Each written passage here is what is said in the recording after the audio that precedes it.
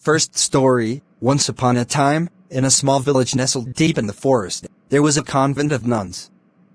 The nuns were known for their piety and devotion to God, but there was one nun who stood out from the rest. Her name was Sister Mary, and she was said to possess a dark and mysterious power. Rumors spread throughout the village about Sister Mary's abilities. Some said she could see into the future, while others claimed she could communicate with the dead.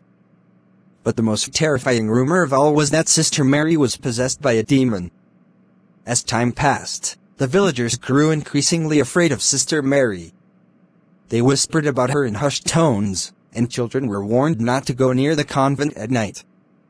But despite the fear she instilled in the community, Sister Mary remained at the convent, quietly carrying out her duties.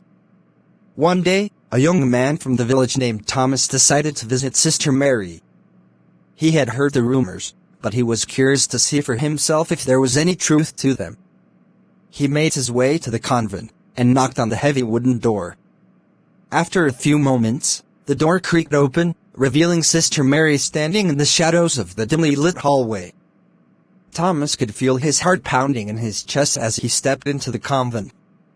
Sister Mary led him to a small room, where they sat down to talk. As they spoke, Thomas noticed that Sister Mary's eyes seemed to glint in the darkness, and her voice had a strange, otherworldly quality to it. Suddenly, Sister Mary's demeanor changed. Her eyes grew wide, and her voice became low and guttural. Thomas felt a cold sweat break out across his skin as he realized that Sister Mary was no longer herself. The demon that possessed her had taken control, and it spoke through her in a voice that sounded like it came from the depths of hell. It taunted Thomas, telling him that he was foolish to come to the convent, and that he would never leave alive. Thomas tried to run, but the demon was too fast. It chased him through the dark, twisting corridors of the convent, its voice echoing off the walls. Thomas could feel its hot breath on his neck, and he knew that he was running out of time. Just when all hope seemed lost, Thomas stumbled upon a small chapel at the heart of the convent. He burst through the doors, and fell to his knees in front of the altar. The demon howled in rage, unable to enter the holy space. Sister Mary's body convulsed as the demon fought to maintain control, but finally, with a deafening scream, it was expelled from her body. Sister Mary collapsed to the floor, exhausted and dazed. Thomas helped her to her feet, and together they fled the convent. As they ran through the forest, Thomas could still hear the demon's laughter echoing in his ears. From that day on, Thomas never forgot the terror he had experienced at the hands of Sister Mary and the demon that possessed her. And although he never returned to the convent, he knew that the memory of that night would haunt him forevermore.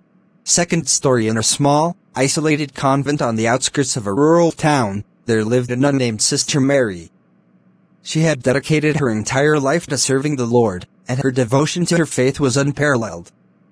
However, as she grew older, it became clear that her health was failing. Her once vibrant spirit was slowly being consumed by an unknown illness, and her fellow sisters could do little to ease her suffering. One night, as the other nuns were resting, Sister Mary awoke to a strange feeling. She felt as though she was being watched, and the hairs on the back of her neck stood on end. She tried to ignore the sensation, but it persisted, growing stronger by the minute. Suddenly, she heard a soft whisper coming from the shadows. "Sister Mary," the voice whispered, "do not be afraid." Sister Mary's heart raced as she tried to locate the source of the voice. She knew she was alone in her room, and yet the voice continued to speak. "Who are you?" she asked, her voice trembling. "I am the spirit of a nun who died in this very room many years ago," the voice replied. "I have come to offer you a warning." Sister Mary listened intently as the spirit revealed a dark secret about the convent. She spoke of a powerful evil that had taken root in the walls of the building, and warned that it would soon consume them all. Sister Mary was terrified, but she knew that she had to act. She gathered the other nuns and shared the spirit's warning with them. At first, they were skeptical, dismissing her claims as the ravings of a sick and delusional woman. But as strange things began to happen throughout the convent, they soon realized that Sister Mary's warning was all too real. They began to hear strange noises in the halls at night, footsteps that echoed through the empty corridors, doors that creaked open and shut on their own. Sister Mary's condition worsened, and she became convinced that the evil was coming for her. She spent her days in a state of constant fear, praying for salvation. One night, as the sisters gathered to pray, they heard a blood-curdling scream coming from Sister Mary's room. They rushed to her side, but it was too late. She lay motionless on her bed, her eyes staring blankly into the abyss. As they mourned the loss of their beloved sister, they felt a sudden chill in the air. They knew that the evil had claimed Sister Mary's soul, and that it was only a matter of time before they too would fall victim to its grasp. The nuns banded together, determined to fight off the evil that had taken root in their convent. They prayed day and night, calling upon the Lord to protect them from the darkness that threatened to engulf them. And in the end, their prayers were answered. The evil was banished, and the nuns were able to live out the rest of their days in peace. But the memory of Sister Mary lingered on, haunting the halls of the convent long after her death. Some say that her spirit still roams the halls, warning those who will listen of the danger that lurks within. And so the story of the dying nun lives on, a cautionary tale of the dangers that await those who dare to tread in the realm of the supernatural. Last story: once upon a time, in a small village nestled deep in the woods, there was an old convent. The convent was home to a group of nuns who lived a peaceful and devout life, dedicating themselves to prayer and good works. But there was one nun who was feared by all who knew her. Her name was Sister Agatha, but the villagers called her the Witch Nun. Sister Agatha was rumored to have strange powers and a dark past. No one knew where she came from or how she ended up at the convent. Some whispered that she had been excommunicated from another order, while others believed she had made a deal with the devil. Whatever the truth, Sister Agatha was a figure of fear and suspicion in the village. As time passed, the rumors about Sister Agatha grew more and more alarming. Some said she could curse people with a single glance, while others claimed she could control the weather. A few even whispered that she had the power to raise the dead. The villagers lived in fear of Sister Agatha, but they dared not confront her. It was said that those who crossed her would suffer terrible consequences, and some claimed that she had already punished those who had spoken out against her. One day, a young girl from the village went missing. The villagers searched everywhere, but they could not find her. As night fell, they gathered in the square to discuss what to do next.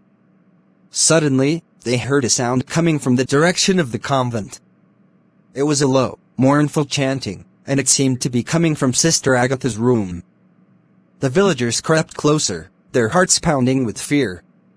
They peered through the window and saw Sister Agatha standing over a cauldron, muttering strange incantations. In the flickering light of the candles, they could see the outline of a small figure lying on the table next to her. The villagers realized with horror that it was the missing girl. They burst into the room, determined to rescue her. But as they approached, Sister Agatha turned on them with a look of pure hatred. In the chaos that followed, the villagers fought desperately to save the girl. But Sister Agatha was too powerful. She summoned a terrible storm that raged around the convent, tearing down trees and shattering windows. Lightning flashed and thunder shook the ground. The villagers cowered in fear, realizing too late that they had underestimated the witch nun's power. When the storm finally subsided, the villagers stumbled out of the convent, battered and bruised. The missing girl was nowhere to be found, and Sister Agatha had vanished without a trace. From that day on, the villagers lived in even greater fear of the witch nun. They knew that she was out there, somewhere in the woods, waiting to strike again. And they knew that they could never let their guard down, for the witch nun was always watching, always waiting, and always ready to unleash her terrible powers on those who opposed her.